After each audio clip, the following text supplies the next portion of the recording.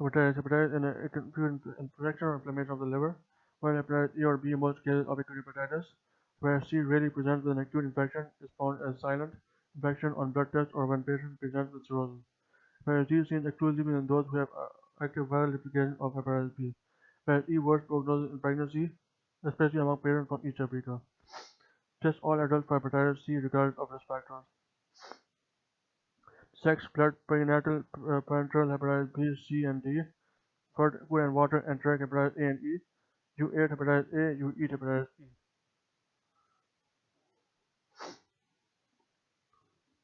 Sex, blood, perinatal transference is parenteral transference by hepatitis B, C, and D.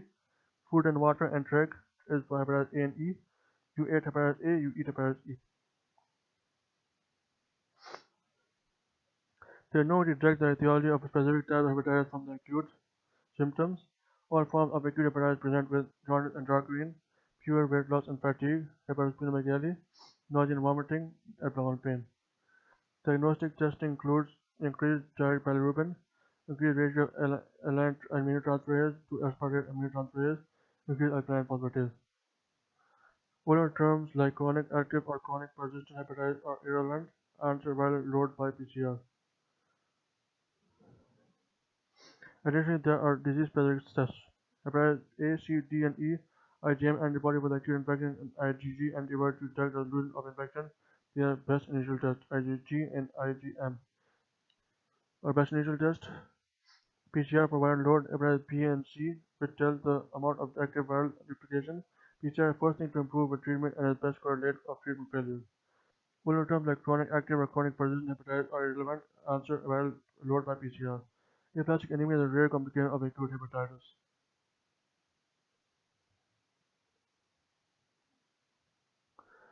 Now, serological pattern in hepatitis B.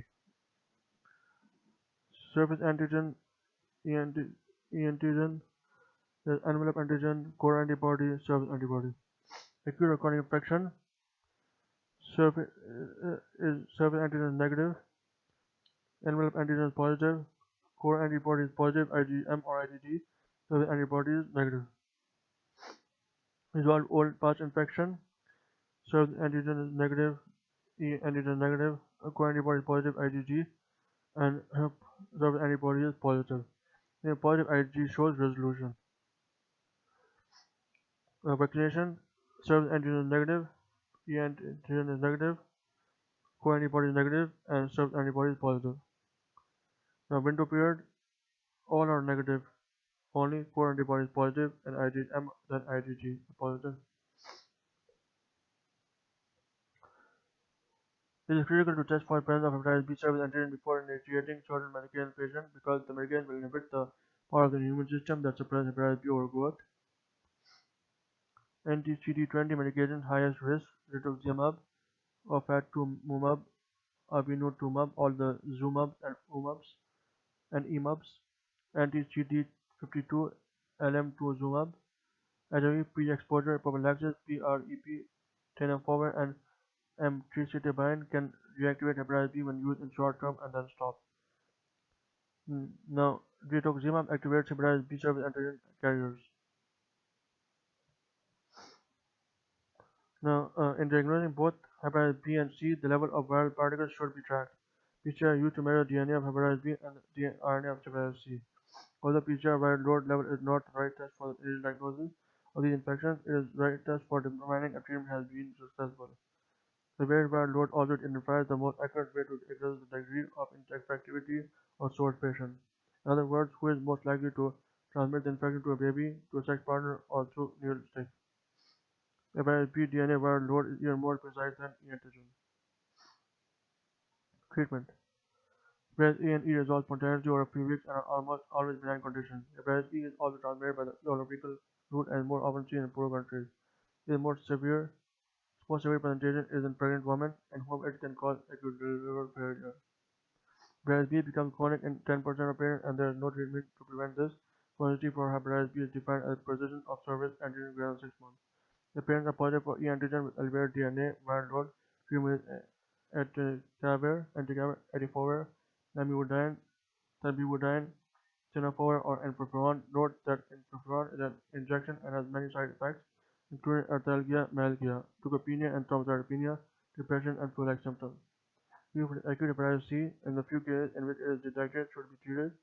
This decreases the likelihood of developing a chronic hepatitis C infection.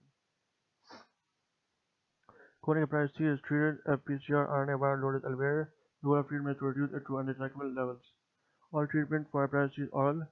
Treat with sofosbuvir plus levetiracetam or sofosbuvir plus velpatasvir.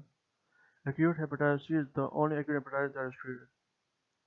The key points regarding treatment of hepatitis C are as follows. Acute hepatitis C is treated. Hepatitis C is the only form of acute hepatitis to be treated. All adults are tested for hepatitis C regardless of risk factors. Cure rates, that is, rates of sustained viral response, reach 95 to 99%. This eliminates the need for liver transplant. Velpatasvir covers all genotypes of hepatitis C. On a test, if velpatasvir is one of the answered options, choose it. What this means for Septuagint, if you don't see a hepatitis C question of some kind, we would be shocked. Now, interferon is never used first line in hepatitis C. However, for the exam, you must know its side effects: arthralgia, myalgia, anemia, and depression. Viral load testing has nearly eliminated the need for liver biopsy. Samprevir, telaprevir, and boceprevir are always the wrong answer. You tell me how to ask clear questions. The answer to the clear question is this.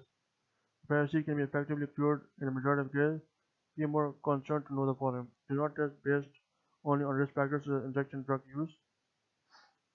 Anyone with detectable PCR RNA viral load needs treatment. Genotype predicts the response to therapy. Viral load assesses the effect of therapy. Viral load answers the question: has therapy an effect? Liver biopsy determines how much damage there has been to the liver. If you are going to treat anyway because the liver viral load is elevated, there is no point in doing liver biopsy. With the following correlates best with increased likelihood of mortality. B. Postmortem time. All of these lab tests can be markedly elevated during acute hepatitis with little adverse significance, except for postmortem time.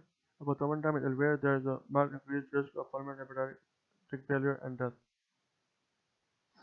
With the following the best indicator that a pregnant woman will transmit infection to her child. B. E antigen. The correct answer is E antigen. The exam question may offer DNA, polymerase, or PCR for viral load as a choice instead of E antigen.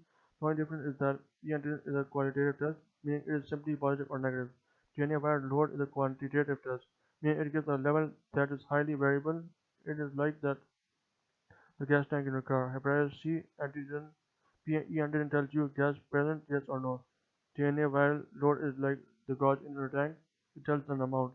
If woman is positive for surface antigen but E antigen is negative, only 10% of children will become infected with hepatitis B at birth. When both surface antigen and E antigen are positive, 90% of children will be infected at birth. This is why perinatal transmission is the most common method of transmission worldwide. Will the following become abnormal first after acquiring hepatitis B infection? C. Surface antigen. Surface antigen is a measure of acute actual viral particles. Bilirubin, ALT, and antibody production are a measure of the body's response to the infection. Which will be a known first after acquiring hepatitis B infection? C. Surface antigen. Will the following indicate that a patient is no longer a risk for transmitting infection to another person after infection has resolved? C. No surface antigen found. As long as surface antigen is present, there is still some viral replication potential occurring. Even if surface antibody were one of the choices, the correct answer would still be surface antigen.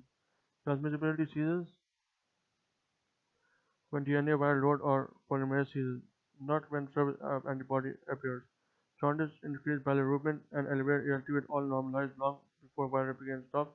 You can definitely have viral replication, elevated DNA polymerase, and polymerase surface antigen with a normal ALT. Whereas BE antibody will appear prior to resolution of all DNA polymerase.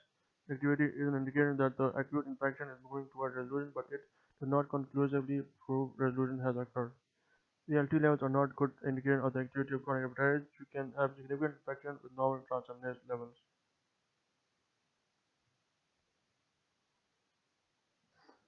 With the following best indicates the need for treatment with antiviral medication in the chronic disease.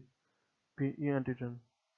The person most likely to benefit from antiviral medication is the one with the greatest degree of active viral replication. Hepatitis B E antigen is the strongest indicator of active viral replication.